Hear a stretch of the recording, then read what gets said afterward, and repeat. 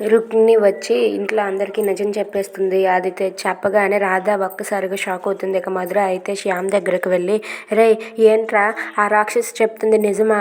ఇదంతా నిజం కాదు, అబద్ధం అని చెప్పరా అని చెప్పి అంటే, అమ్మ నిజమే అమ్మ, నేను రుక్మిణి మెడలో తాళి కట్టాను. ఇదంతా ఎందుకు చేశానో ఒక్కసారి అర్థం చేసుకో అమ్మ.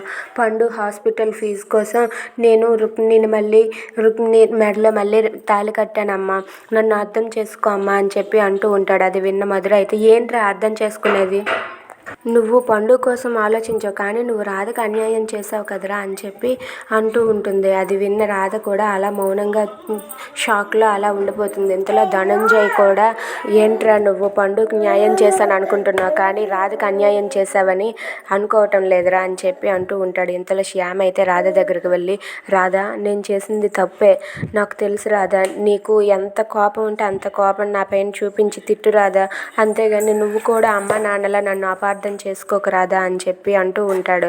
అది విన్న రాధ అయితే ఏం మాట్లాడకుండా అలా మౌనంగానే ఉండిపోతుంది. ఇక మధుర అయితే, నువ్వు ఇలాంటి పని చేస్తావు అనుకోలేదురా అని చెప్పి తిడుతూ ఉంటుంది. If you like this video please like, share and subscribe. Thanks for watching.